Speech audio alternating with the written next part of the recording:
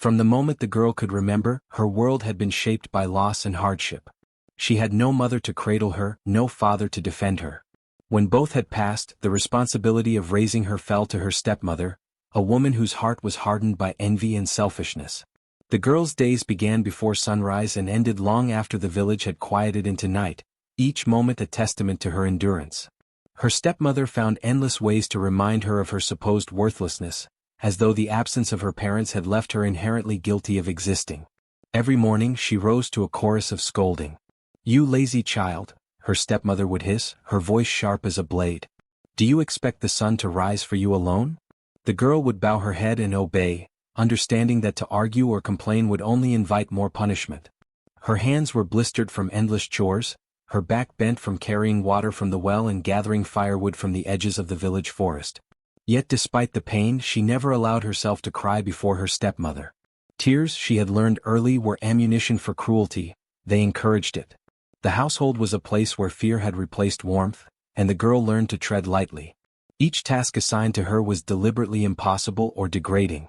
She scrubbed floors until her fingers bled, polished the hearth until it gleamed like glass, and prepared meals that were often thrown away before anyone touched them.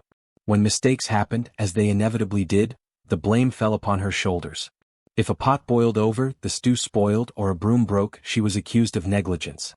The stepmother's tongue spared nothing, delivering insults that cut as sharply as any whip. "Worthless," "burden," "cursed child," were words repeated until she felt them embedding into her very bones. Even the stepbrothers joined in, mocking her small frame and timid voice. They laughed at the way she carried water, stumbled over firewood, or dropped a loaf of bread. She endured their cruelty quietly, aware that resistance only fueled greater torment. Yet, beneath the weight of humiliation, something unbroken lived within her. She had learned early that the spirit could survive even when the body was exhausted. In the stillness of night, when the household slept and the stars cast pale light across the fields, she would sit quietly, hands resting on her knees, and whisper words of comfort to herself. It was not that she lacked sorrow. Her heart ached for the warmth of parental love, for the laughter and gentle touch she had never known. Yet she refused to let her grief make her bitter. She observed her stepmother and siblings with clarity, noting their weaknesses and excesses, and in this observation she found power. Where they saw only a child to oppress, she found lessons about patience, endurance, and the quiet strategies of survival. She knew how to bend without breaking, to obey without surrendering her sense of self entirely. Even within this harsh life, small sparks of kindness persisted.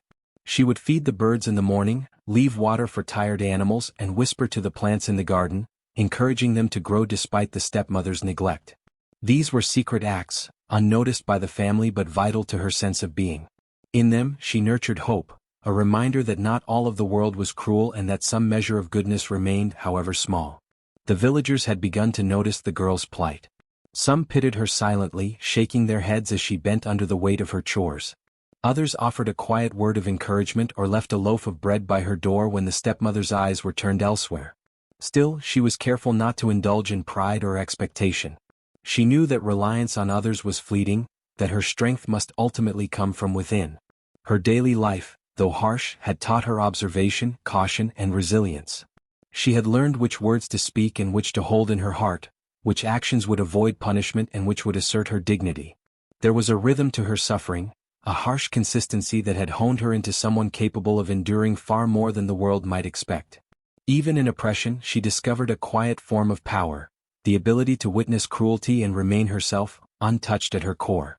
By the time the sun sank behind the hills, painting the village in shades of gold and crimson, she would sit by the hearth, exhausted but unbroken.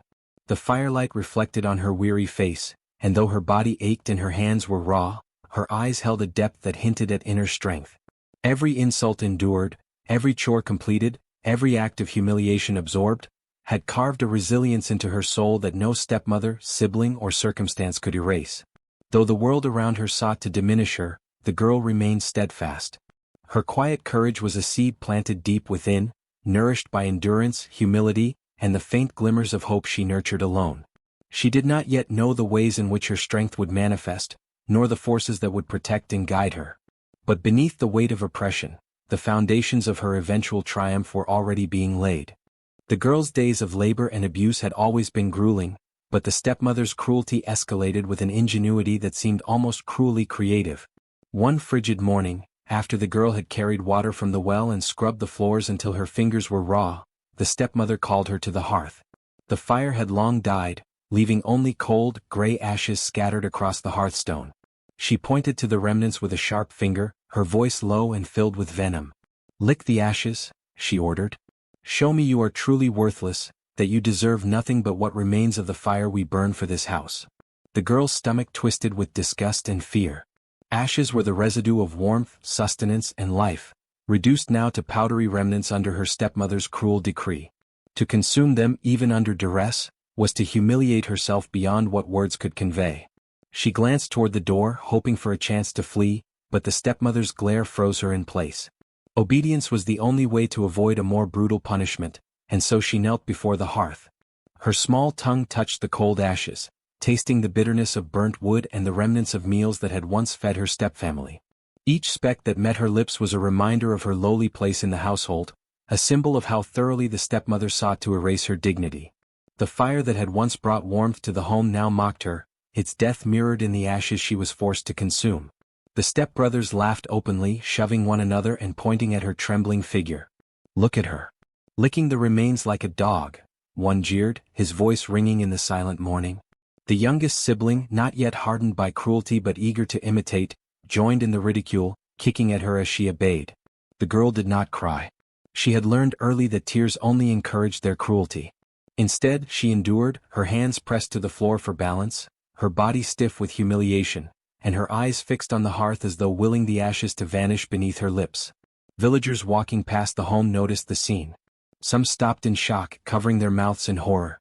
A few shook their heads, whispering about the stepmother's heartlessness.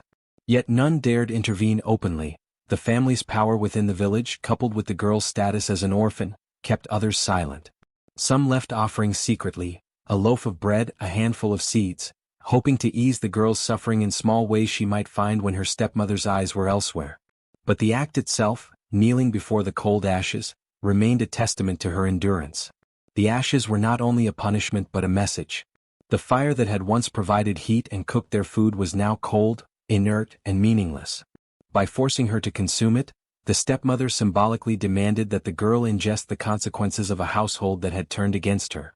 Every bitter, gritty taste was a reminder that she was to be the receptacle of shame, the vessel through which the family could assert its dominance and her inferiority. Yet as she obeyed, something unexpected happened. Beneath the surface of her revulsion, beneath the humiliation and fear, the girl noticed faint murmurs. The ashes seemed almost to whisper, as if responding to her presence. She paused for a brief moment, her eyes scanning the gray powder, but the stepmother's sharp voice cut her thoughts short. "Do not dream, do not imagine. Do as you are told, or you will know true pain." The girl resumed, her tongue tracing the hearth, tasting the bitterness of fire reduced to nothing. Each swallow was an act of endurance, and each swallow a subtle defiance, proof that she could obey without letting her spirit be broken. The stepbrothers jeered, and the stepmother barked her orders, but the girl's mind drifted elsewhere. She imagined the ashes as more than punishment. She imagined them carrying the stories of those who had suffered before her, each speck a fragment of memory and warning. By midday the girl's lips were gray, her tongue raw from the coarse powder. Sweat mingled with tears she refused to shed, but still she did not falter. She had learned that humiliation could not touch the core of her being. Every bite of ashes, every act of obedience under mockery, carved patience and resilience into her soul. She understood even then that suffering could be endured, and that true strength was not measured by outward defiance but by the quiet preservation of self beneath the weight of cruelty. The stepmother, satisfied with her display of power, left her there briefly while attending to her own affairs. The girl remained kneeling, tasting the ashes, yet in that act she began to grasp a strange truth. Even in the remains of the fire, even in the residue of life and sustenance reduced to dust, there was a hidden power. Though she could not yet understand it, she felt the whispers, the eyes of unseen observers, and the subtle warmth of something alive within the ashes. The stepmother thought to humiliate her, but in truth she was awakening a connection that could not be crushed by cruelty. By the time the evening shadows fell, the girl had endured the full humiliation of the day. Her body ached, her mouth bitter, and her spirit tired, yet something deeper within her stirred. She had faced degradation at its rawest form, consuming the remnants of warmth and life, and survived. In that endurance she found a quiet strength, a seed of resilience that would one day grow into power beyond her stepmother's imagining. As the girl's tongue traced the cold ashes of the hearth, a strange sensation began to creep over her. At first it was subtle, a trembling in the air, a faint rustling as if the ashes themselves had stirred beneath her lips. She paused, her heart thudding in her chest, convinced she imagined the movement. But then a whisper drifted through the stillness, soft as the sigh of the wind through the trees. "Child, child," it murmured, almost imperceptible. Her eyes widened and she froze mid-motion, afraid that even a heartbeat might announce her terror. The stepmother, occupied with other chores, was nowhere near, leaving the girl alone with the hearth and its strange murmurs. The whispers continued, delicate yet urgent, carrying tones that were at once familiar and alien. "Do not fear, listen," the voices urged, seeming to rise from the ashes themselves. Her body shook, but her mind, though terrified, clung to the notion that these sounds were not ordinary. They carried weight, significance, as if each syllable were carved from the memory of something long past. The girl had heard stories from the villagers, whispered tales of spirits and ancestors, of voices that spoke to those who suffered injustice. Her mind raced. Could these murmurs be the echoes of the dead?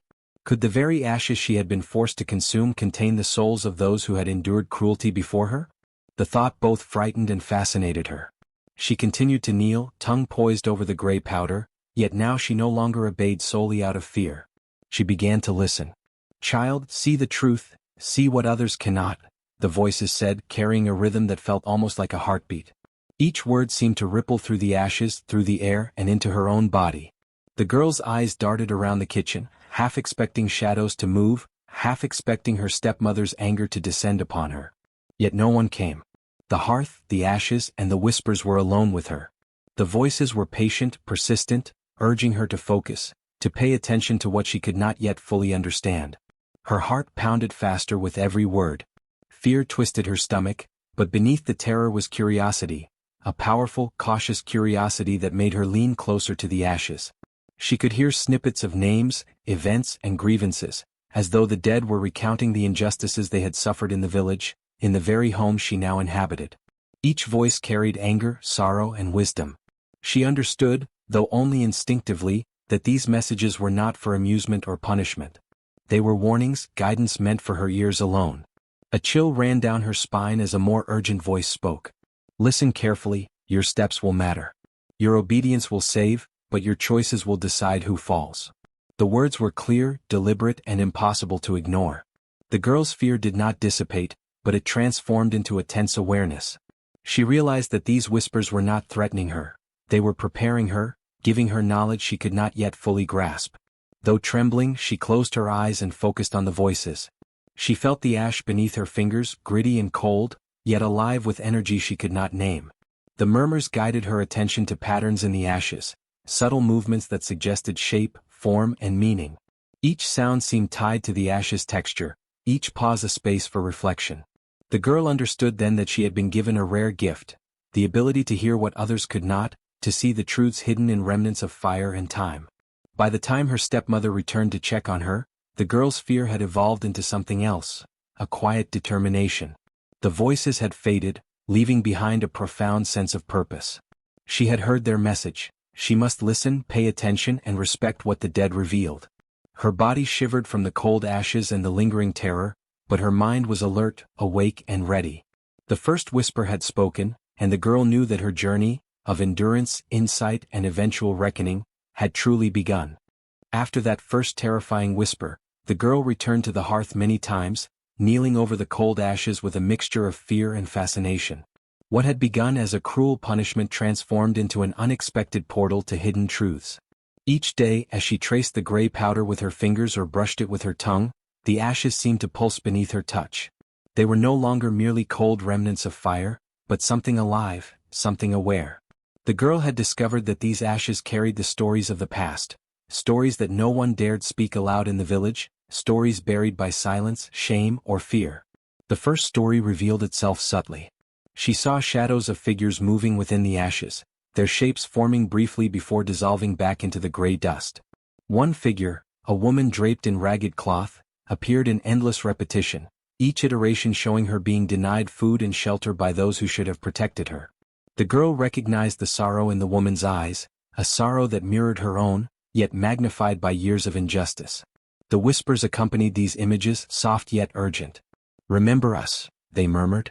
"Do not forget our suffering." As days passed, more stories emerged.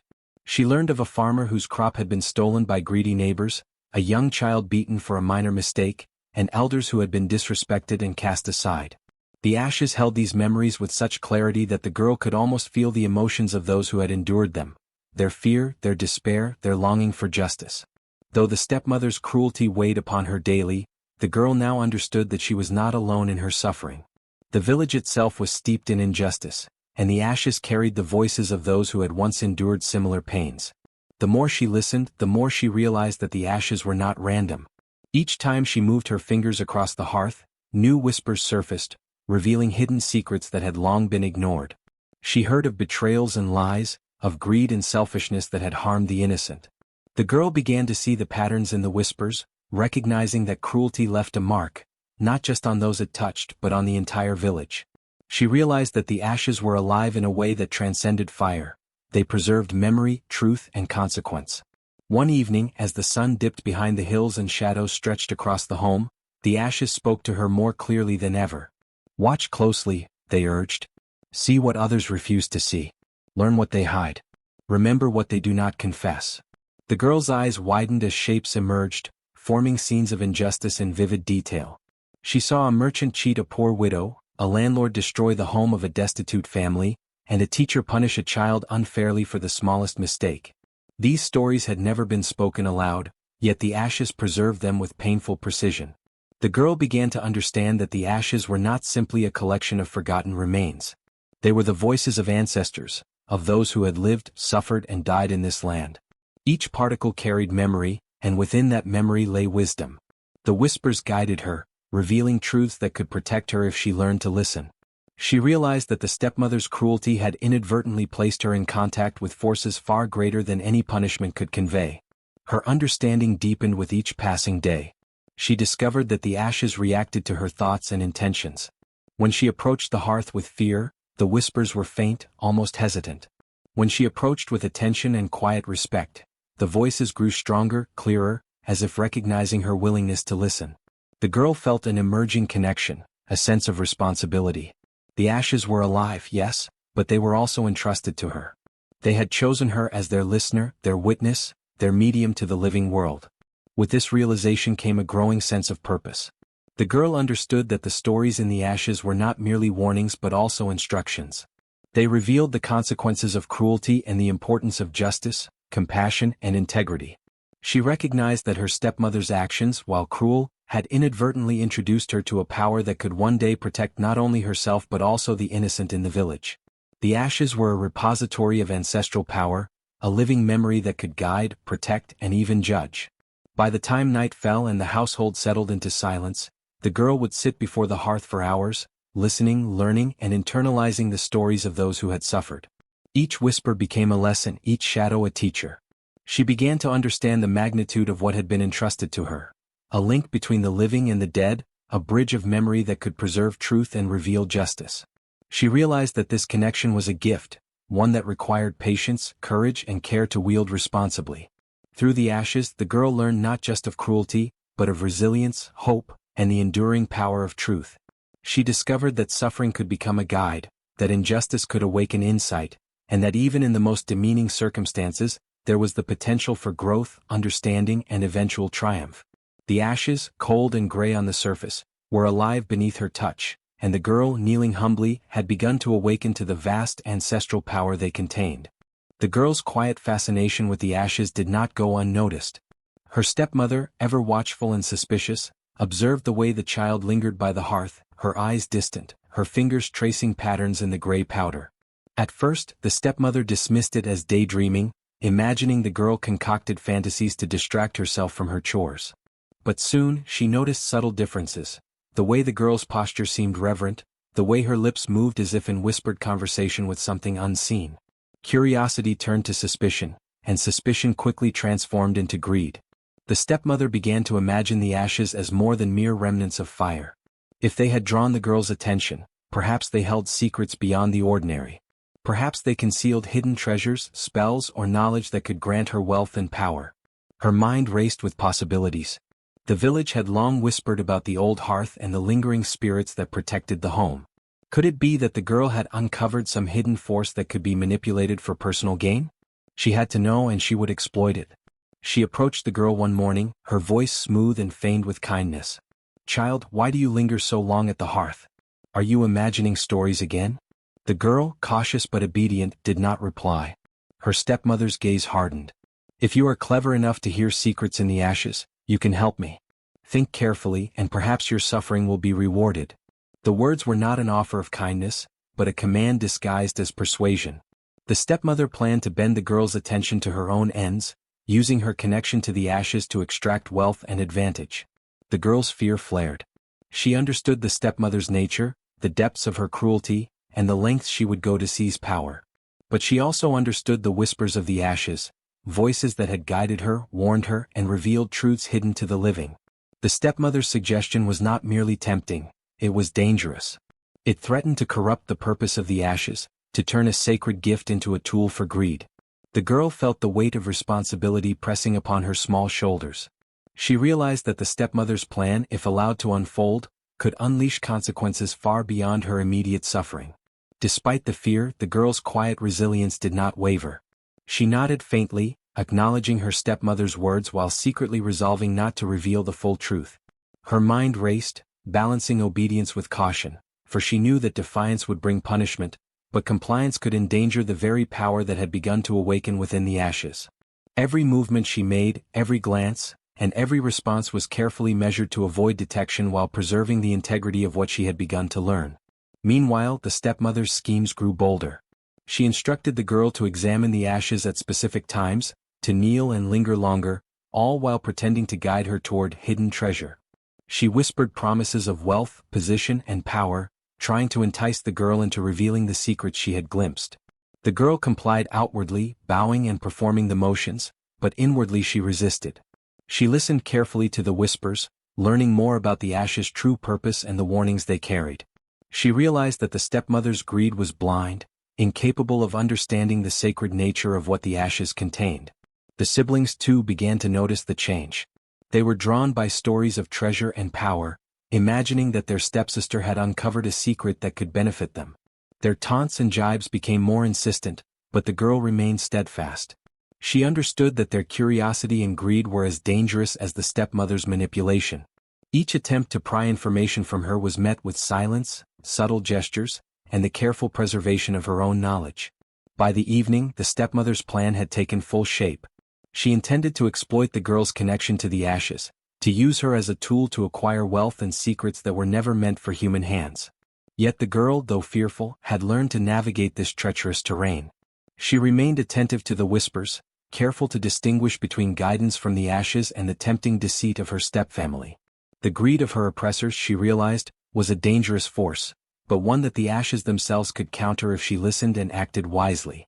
In this delicate balance of fear, obedience, and hidden defiance, the girl began to see the first threads of a larger truth. Those who act out of greed and cruelty ultimately sow their own downfall, while those who endure with patience and respect may find unexpected protection from forces unseen.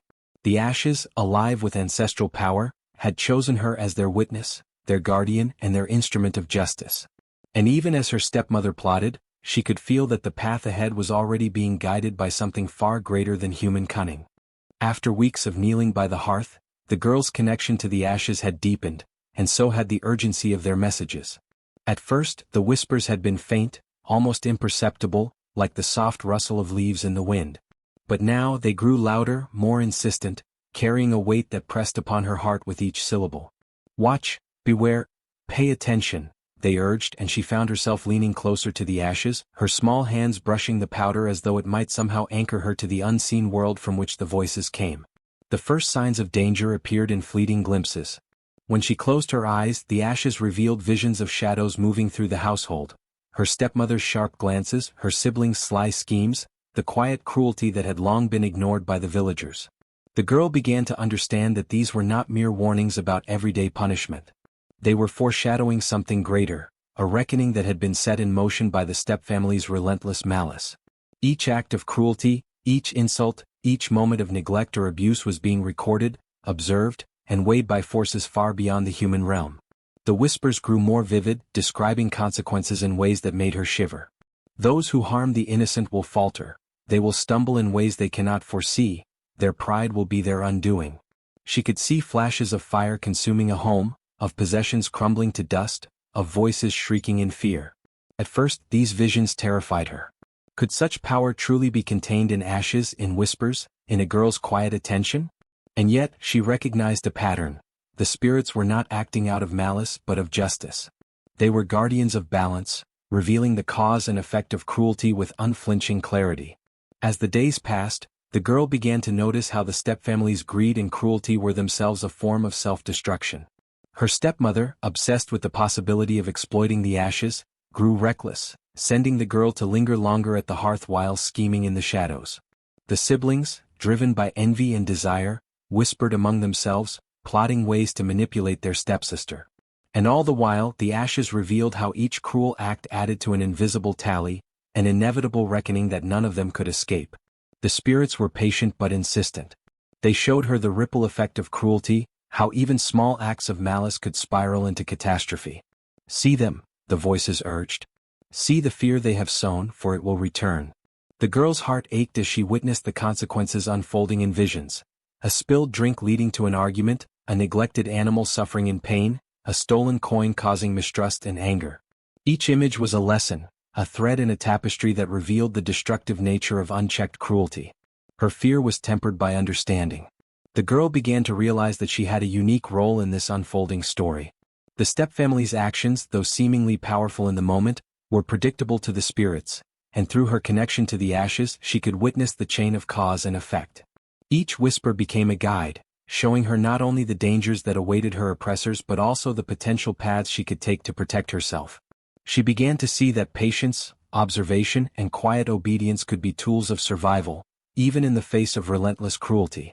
The warnings also revealed the human cost of arrogance and greed.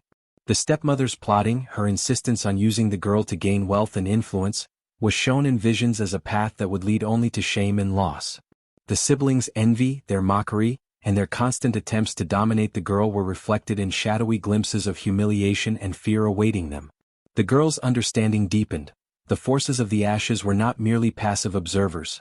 They were active guardians, ensuring that those who harmed the innocent would face consequences. Yet the spirit's guidance was not purely punitive. They whispered advice, showing her how to navigate her daily suffering without breaking, how to endure humiliation without losing her dignity, and how to listen to the subtle signs in the household that foreshadowed danger. Every whispered word, every vision, was a lesson in patience, resilience, and justice. The girl learned to distinguish between fear that paralyzed and fear that guided, and she began to carry herself with a quiet confidence that startled even herself. By the time the night fell and the household settled into silence, the girl had absorbed a profound understanding. The stepfamily's cruelty, once overwhelming and inscrutable, was now a visible pattern, a series of choices that would inevitably lead to their own downfall. The ashes had taught her that injustice, left unchecked, invites retribution, and that even the smallest acts of malice could awaken consequences far greater than human imagination. She knelt by the hearth, listening to the voices, feeling the warmth of ancestral power pulsing beneath the cold gray ash, and for the first time she understood that she was not merely a victim, she was a witness, a participant in a moral order that demanded balance and justice. And so, with each whisper, each vision, the girl prepared herself. She listened. She learned. She understood. The stepfamily's cruelty would not remain hidden forever. The ashes had spoken, and their warnings intensified, shaping the path that would one day lead to reckoning and the ultimate triumph of the innocent over the greedy and the cruel. It began subtly at first, so subtle that the stepfamily barely noticed. A cup of water would topple from the table when no one had touched it. A door creaked open on its own, letting in a draft that rattled the dishes and chilled their fingers. The stepmother, busy with her schemes and schemes alone, dismissed these minor disturbances as coincidence or the clumsiness of her children. Yet as days passed, the incidents grew harder to ignore. Objects moved inexplicably across the room, shadows seemed to flicker at the edge of vision, and whispers, faint but unmistakable, echoed in empty corridors. The stepbrothers were the first to feel real fear. One evening, while attempting to mock the girl for lingering at the hearth, they heard low, chilling murmurs that seemed to come from beneath the floorboards. The whispers named their misdeeds, recounting their acts of cruelty in vivid detail. The boys froze, their faces pale, unsure whether their own eyes or minds were deceiving them. When a plate shattered suddenly in the kitchen, narrowly missing their feet, they jumped back, realizing that the world around them was no longer entirely under their control. The stepmother's arrogance initially blinded her to these signs. She chastised the children for their panicked reactions and insisted that the girl had nothing to do with these occurrences. "You are imagining things," she snapped, her eyes narrowing on the girl. "Fear is a weakness, and you will not allow it to infect this household." But even as she spoke, a gust of wind blew through the closed windows, scattering papers across the floor, and the flames in the fireplace flickered violently, casting strange, writhing shadows. Her words faltered as unease crept into her mind, an unfamiliar sensation that gnawed at her confidence. Meanwhile, the girl sat quietly by the hearth, her hands brushing the ashes, her eyes closed in focus. The whispers that guided her were clear, calm, and instructive. "Observe, endure, and do not falter," they murmured. "Their fear is the reflection of the imbalance they have sown." Though small tremors of fear stirred within her chest, she had learned to distinguish between paralyzing terror and the caution that preserved her life. She remained composed, watching the stepfamily's agitation with quiet understanding, feeling the pulse of ancestral power coursing through the ashes beneath her fingertips. The supernatural signs grew more pronounced. One morning, a loaf of bread that the stepmother had left to rise fell from the counter, landing in the dust with a soft thud as though pushed by unseen hands. The youngest stepbrother screamed, his face pressed into his hands, while the elder stared wide-eyed, realizing that the girl was untouched by these disturbances. A broom rolled across the floor of its own accord, brushing the stepmother's legs and tripping her momentarily. Even the cat, normally indifferent to household squabbles, hissed at shadows that no one else could see. Each incident carried a lesson, though the stepfamily did not recognize it. The spirits spoke through subtle, frightening interventions, ensuring that the cruel were aware of the imbalance they had created. They were not yet in full reckoning, but their arrogance and greed had triggered the first signs of retribution. The girl, guided by the whispers, understood these events as warnings and calibrations. She knew that the forces around her were both protective and instructive, responding not only to her actions but also to the moral fabric of the household. The stepmother attempted to assert control, ordering the children to clean, sweep, and attend to the hearth. Yet every task was met with inexplicable interference. Utensils fell, dust swirled into intricate patterns, and faint voices repeated accusations long buried. Fear began to twist her gut, and even her sharp tongue faltered. She had been the orchestrator of suffering, the force of oppression in the household, and now she was powerless to command the very world she had ruled. The girl, by contrast, remained composed, attuned to the guidance of the ancestral whispers. She knew when to move, when to speak, and when to observe silently, using patience as both shield and compass. The children's fear was infectious. They no longer laughed at the girl or mocked her for kneeling by the hearth. Instead, they watched her closely, puzzled and anxious, unsure how she remained untouched by the strange occurrences. One evening, as the shadows lengthened and the fireplace flickered, a low voice echoed through the room, repeating every cruel act they had committed over the past months. The stepbrother's knees shook and the stepmother staggered backward, her face pale and strained. The girl remained kneeling, calm, her hands lightly brushing the ashes, absorbing the whispers that guided her understanding. By the end of the week, the household had changed in subtle but significant ways.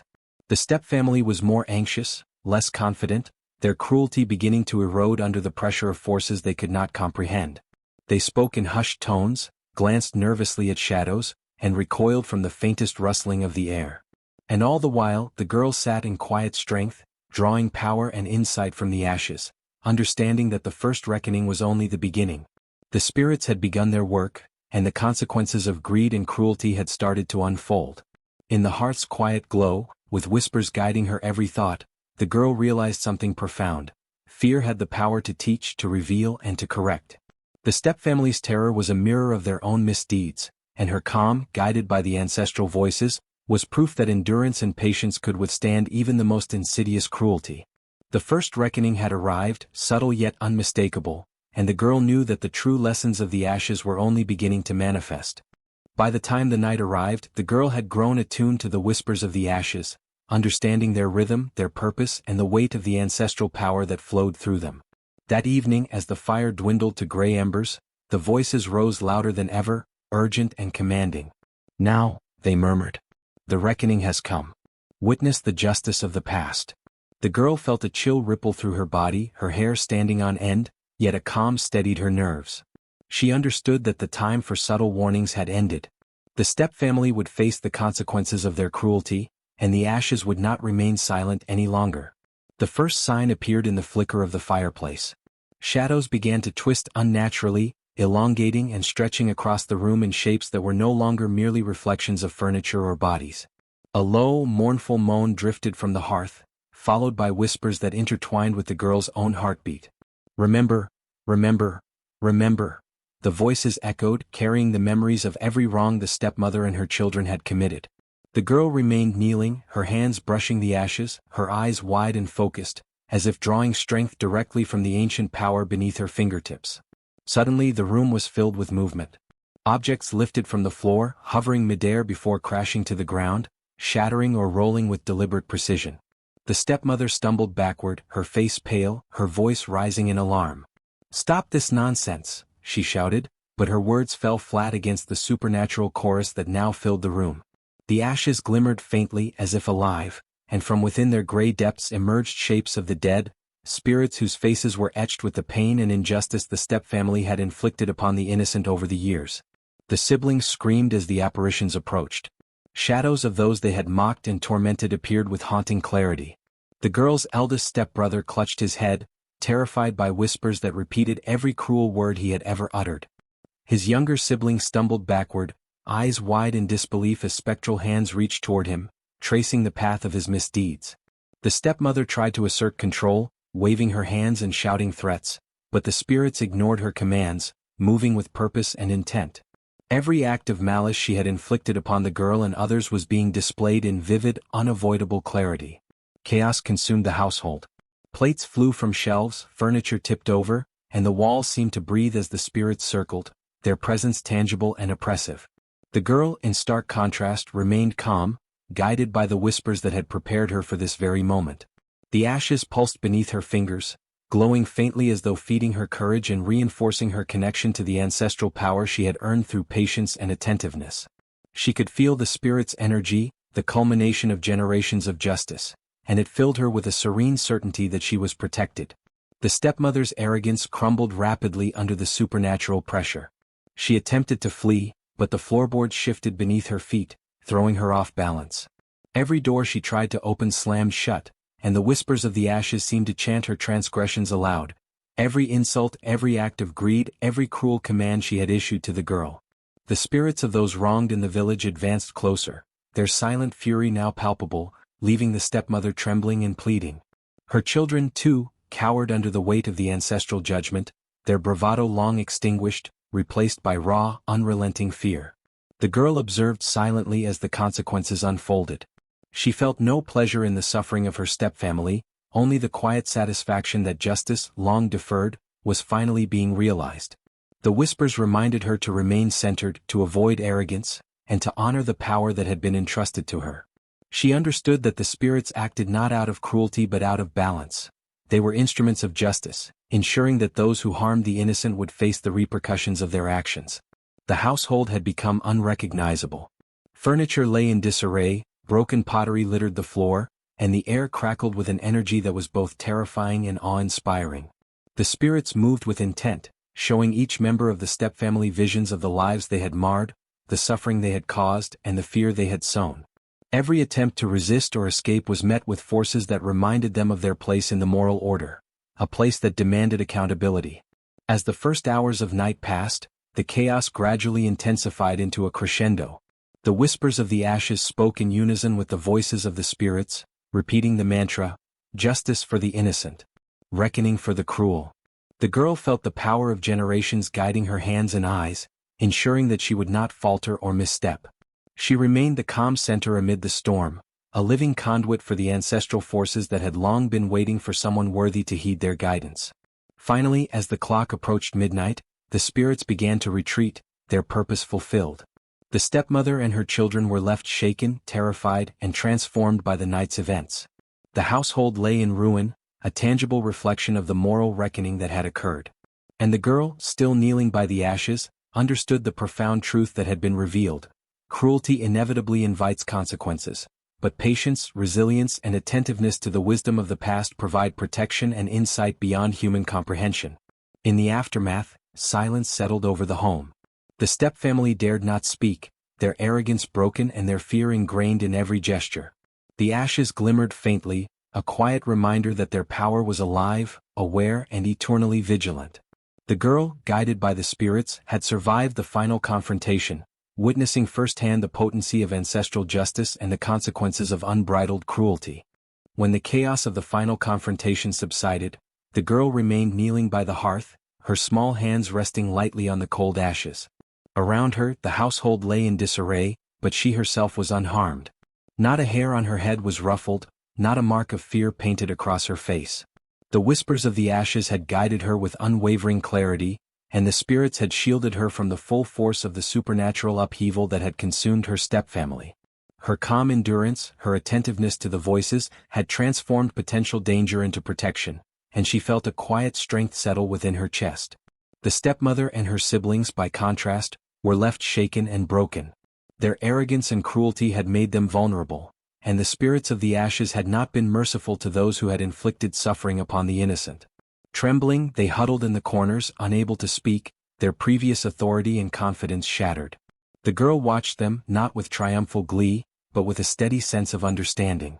She realized that this moment was not only about punishment for them, it was a revelation for the village, a demonstration of the power of patience, obedience, and justice aligned with ancestral wisdom. Word of the night's events spread quickly through the village.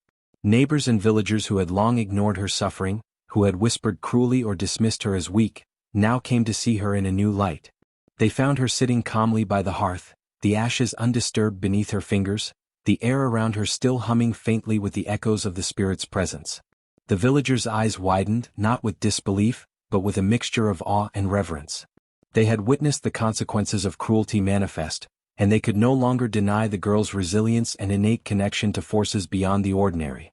The girl's courage had earned her more than safety, it had earned her respect. Those who had mocked her silence and her supposed weakness now approached with hesitation and humility. They observed her strength, not in physical might, but in endurance, attentiveness, and moral fortitude.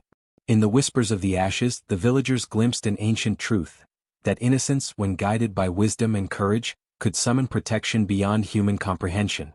The girl, though young and previously powerless, had become a vessel of that truth. Her stepmother, once domineering and cruel, found herself unable to assert control over the girl or the household. Even her siblings, who had been complicit in her schemes, now regarded her with a mixture of fear and admiration. They realized that the girl's obedience to the spirits, her patience in enduring humiliation, and her quiet attention to the lessons of the ashes had elevated her above them.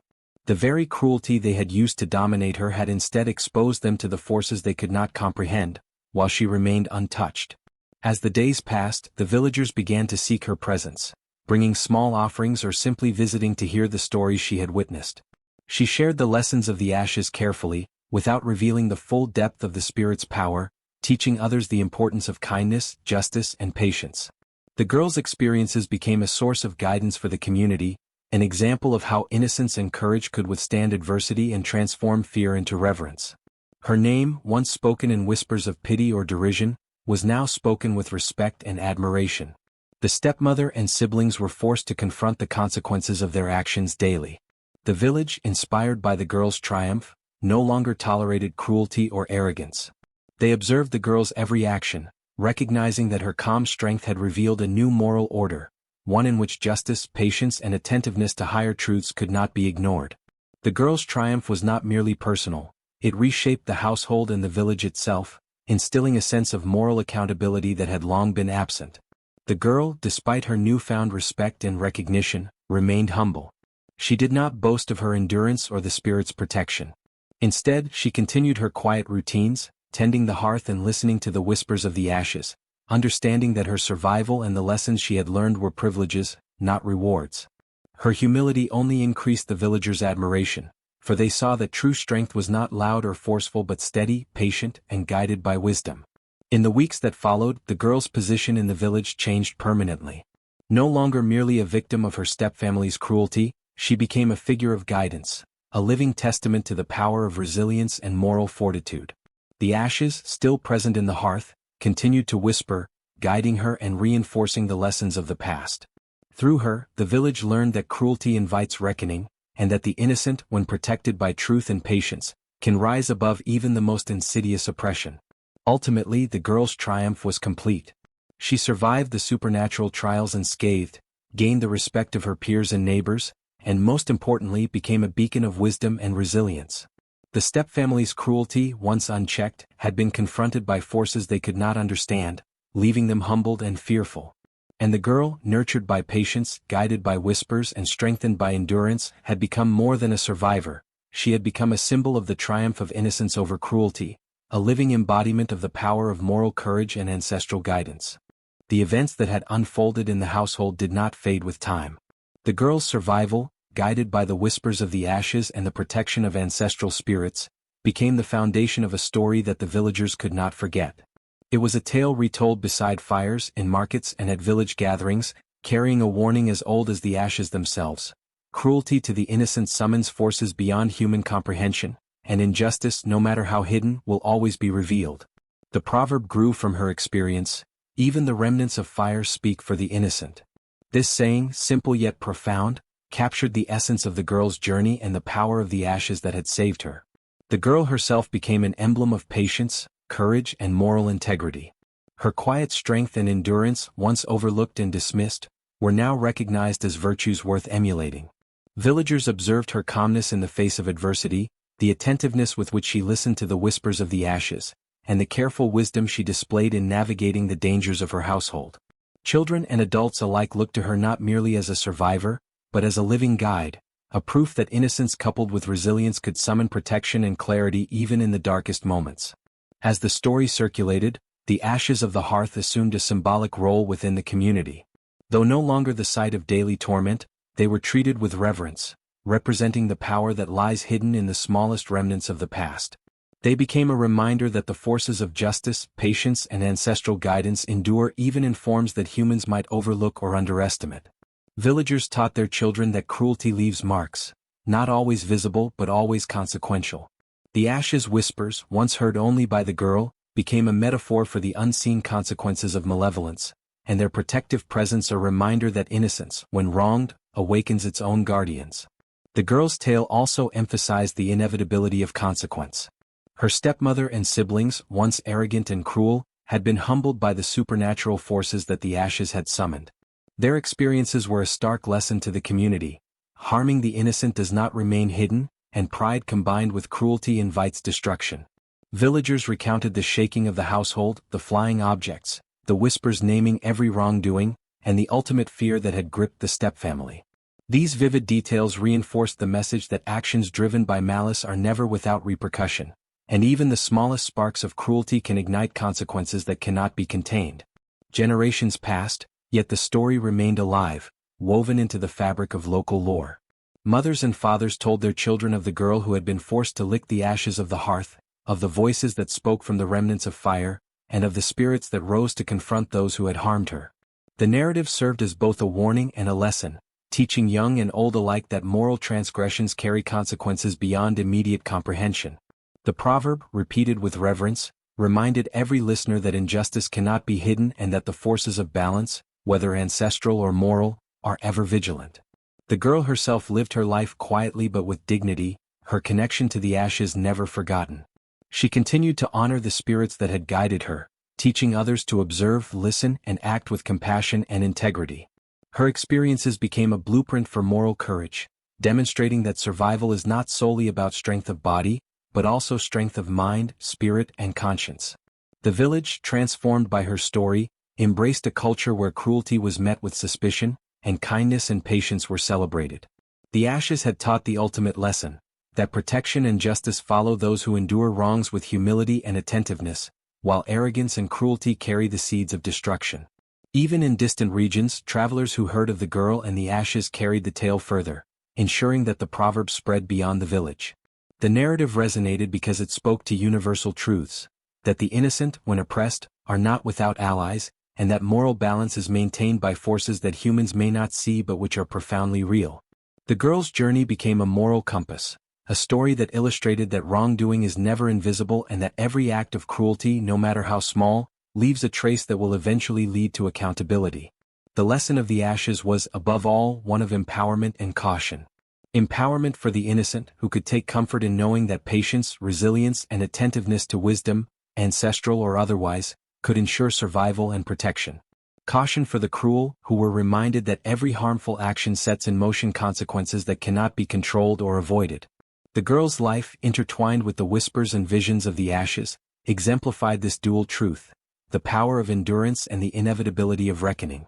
In time, the girl became a figure of reverence, not for power, wealth, or authority, but for the purity of her endurance and the clarity with which she had navigated adversity.